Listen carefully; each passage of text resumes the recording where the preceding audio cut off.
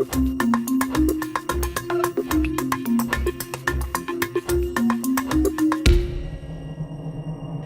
name is Blessing Fire. I was born in 1989. I'm the youngest in the family of 9. I born Blessing at 10 o'clock. I cried the whole day. Me and my husband, we didn't talk together. We were looking Blessing and we were crying. Another nurse came with me. She said, no, it is a gift from God, don't cry. Nobody know that Blessing is disabled. I don't want anybody to see her except my relatives only. I was shy. When I want to bath Blessing, I don't want someone to see her, I hide it. I remember some kids, they were making a little fun. They were looking at my shoes. They were different from everybody else because I used to wear shoes with a metal thing, and I kind of woke up with one leg straight and the other leg would bend. So everybody was like, who walks like that? And who's this guy? So that caused a lot of anger inside me, and it gave me a lot of fear to be with people. One of the doctors from CRIU, they found donors do operation for children with disability.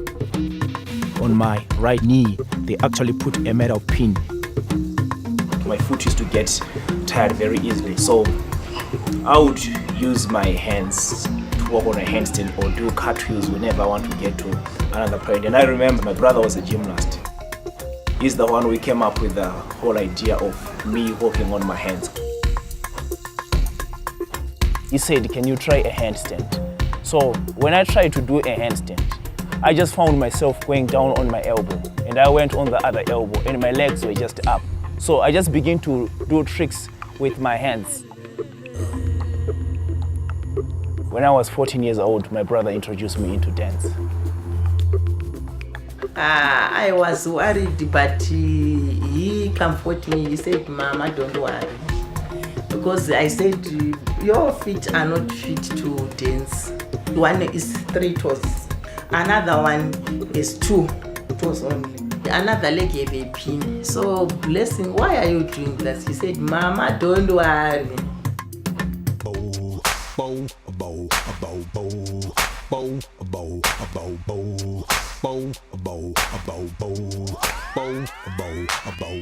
These new friends that I met when I started dancing, they really impacted my life because I was very shy because I grew up with a lot of fear just to be with people or to talk or to say anything. I remember the first friend, he actually took me to his house to be with family, and for me that was something that has never happened in my life before. It gave me confidence. Some of the guys who were already dancing before, they saw my brother and they were like, can you come up back and dance again with your brother? So we went in for our first dance auditions. We just met up with these guys. It's like we've never practiced together before. And we just came up with something when we were by the door. And we auditioned there in front of the judges, and we came out like one of the best crew. They liked it, everything that we did that day. It was awesome. I think the first time when I saw Blessing, we're doing a show. I see this group, they're inmates, and I was like, this is incredible. This guy needs to be taken to the world. The world needs to see this art because he's art in the making. People struggle just to do that and have to get that ability to implement those moves, and he's just doing it with ease. And I'm like, bro, you are setting the pack, you are setting the trend for what you do. I think out of my disability, I found a unique ability. There's nobody that can do what this guy can do. Oh Lord, I think you give me that sun for me to see something which is not seen in my life.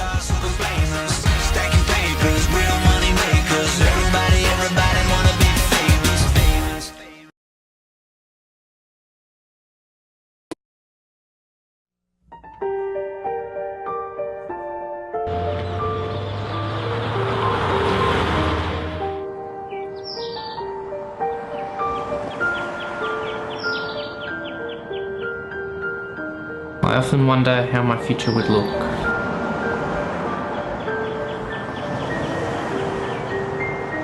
When I learned I was autistic, I was puzzled.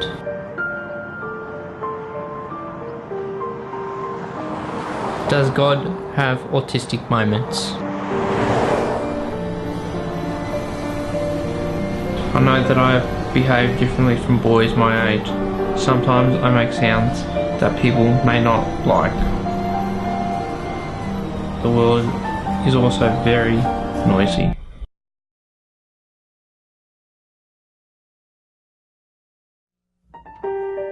I like everything around me to be in order. You and I see things differently. I notice every sound around me, where everyone is, what they are doing. It's exhausting.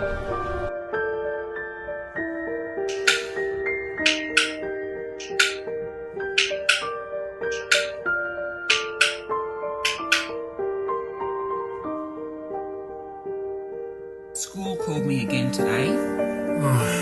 I can't deal with this anymore.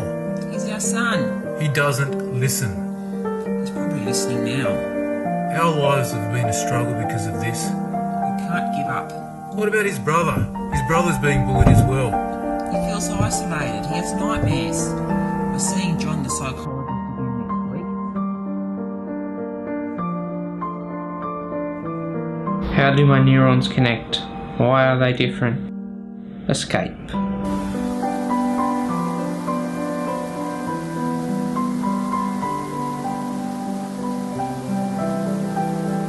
My memories are in here. Sometimes the memories I cherish are the ones that are my worst nightmares. I'm fascinated by normal people. I find them the weirdest of all. Normal is just a setting on the washing machine.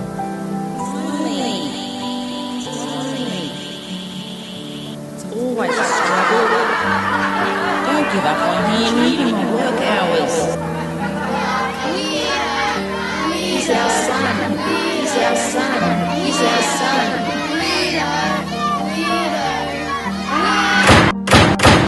He's stressed and finding it hard to sleep, and finding it hard to sleep. If I was liked, I would be red, yellow, blue, or even orange. Different spectrum. I was convinced that nobody would love me on this entire planet. Solitude, sleep, sedation. A tiptoe walk, fluttering hands, spinning distant eyes. We're not broken, we're just different. Giving up quickly ends the pain. I'm only saying, I am here, can you hear me? Nothing is ever really lost to me. I remember everything.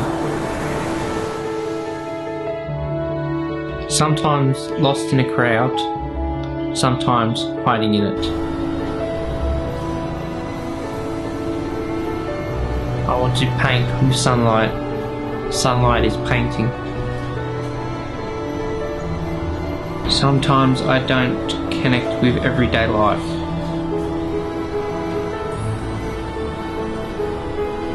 There are always hurdles. There is always some other thing I need to overcome.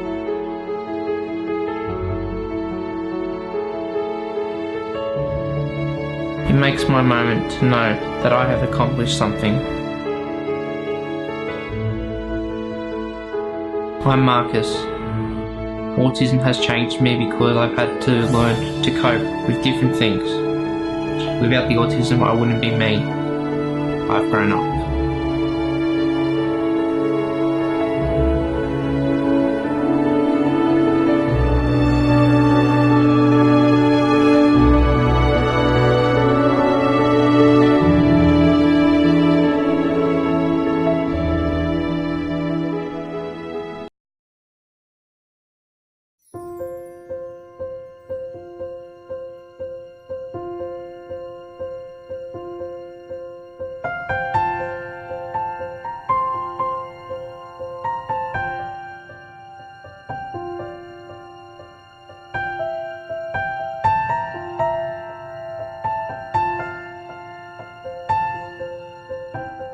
when the diagnosis come along, we were not prepared for it.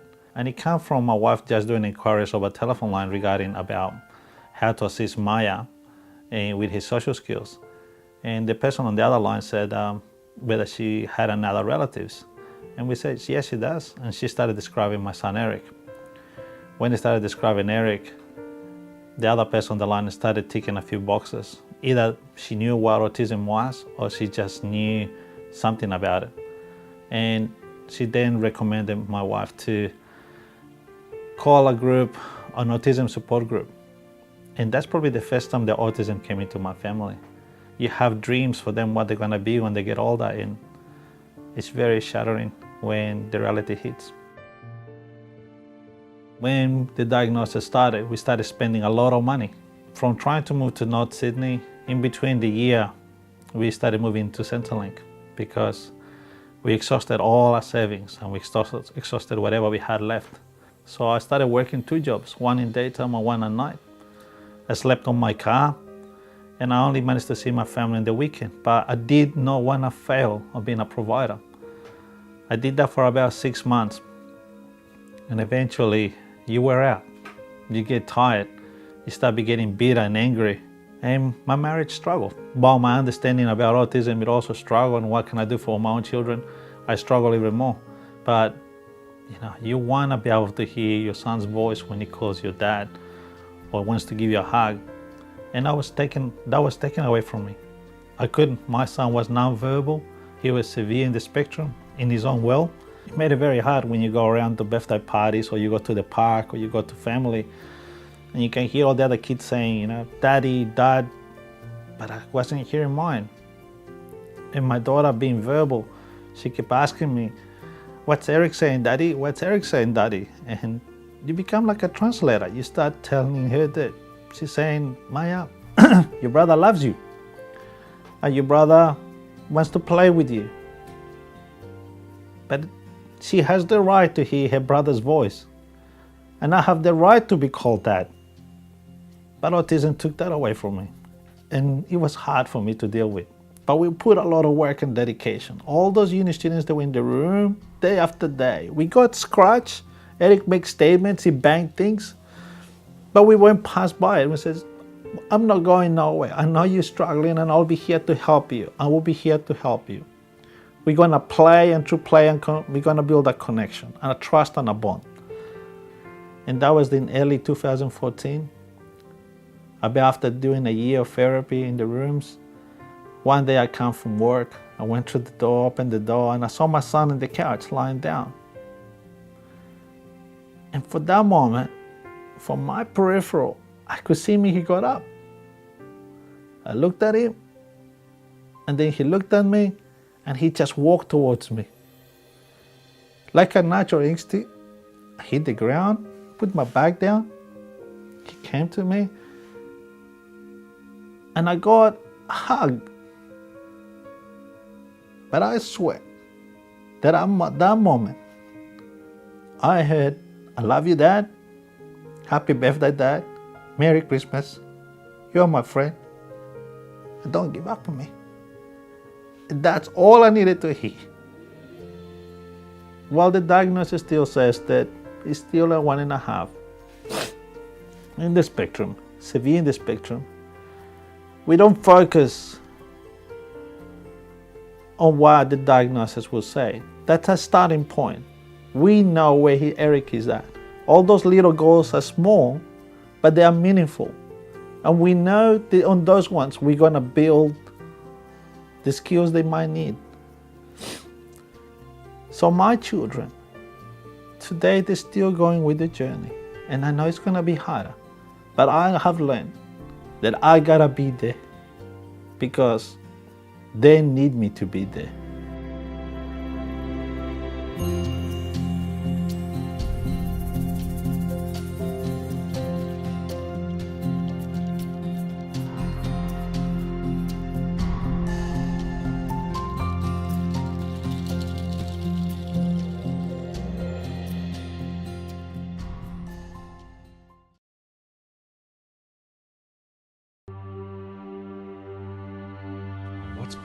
people's reaction when they first meet Matt?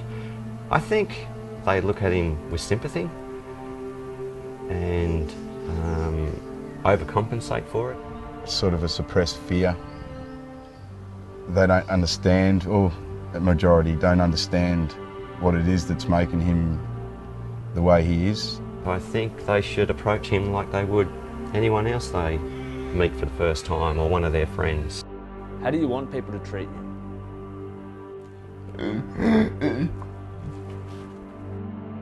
When me and Matt were friends, at first I really felt sorry for him because there he was stuck in this wheelchair, unable to move his hands properly, unable to walk, unable to do so many things, especially express himself, unable to talk to people. The worst things about Matt's condition are just not being able to articulate what you want to do, how you feel. I think the worst part about it is just that he can't communicate with, the way he wants to and can't express himself. Also, he can't get up and walk and go to the toilet and, do things that normal people do. Does the frustration ever feel like it's just too much?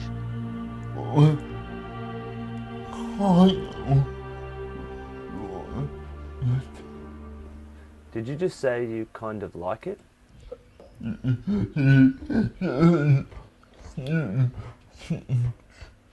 You learn new things.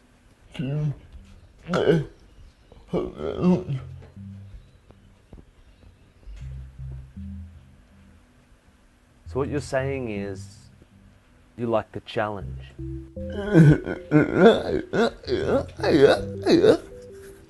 But as you spend more time with Matt, you begin to discover that he's not upset at all about his situation. He embraces every single challenge that comes to him. I think Matt is very intelligent. Matthew's an internet programmer and he works from home on his computer. He does everything with his nose on his keyboard and he uses his jaw to move his mouse. And he's communicating with people all over the world. Every day Matt inspires me. He can do so much. He lives at home by himself. He's a computer programmer. He has his own business on the internet. He's able to go shopping when he wants to go shopping. He gets in his wheelchair himself and goes to the gym. He can swim, he can bungee jump, he can do so many things despite all these obstacles that he's faced with every single day. Because he doesn't focus on what he can't do, he focuses on what he can do. Matthew is very outgoing, very energetic, positive, happy. He's like a battery charger for people. What makes you happy?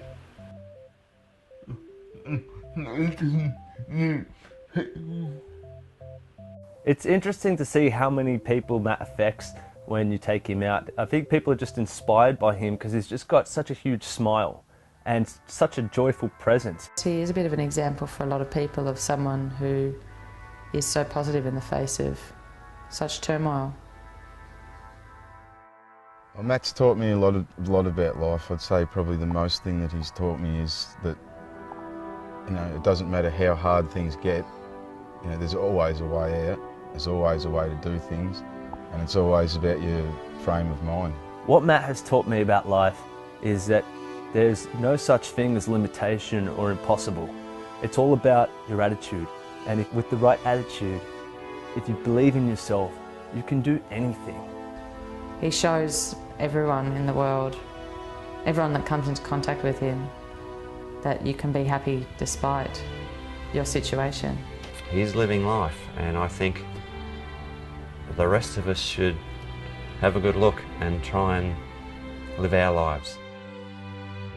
If you had to send one message out and it was going to go across to the whole world, the whole world, what would that message be?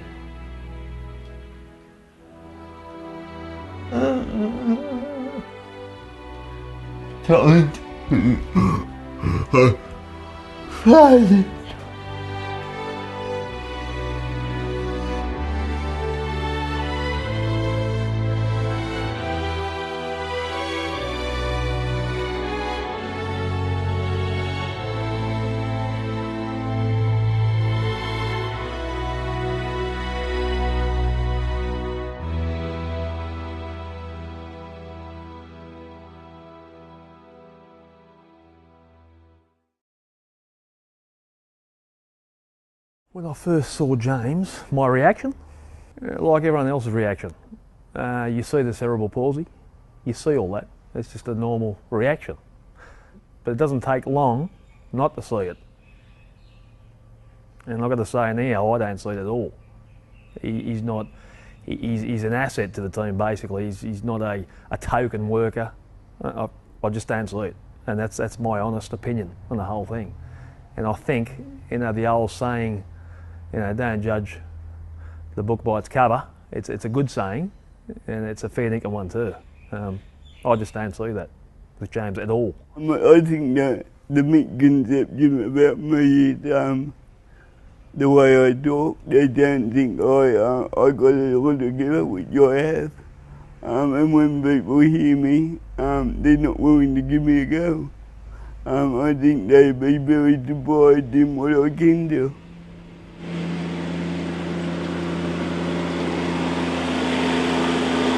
I could not walk until I was 16. No, I had operation after operation after operation. And the doctor said, you never walk, you never walk. Never walk. Look what I'm doing now. I drive a tractor, I drive a manual car, I've even got a forklift license. I drive a bat, I got my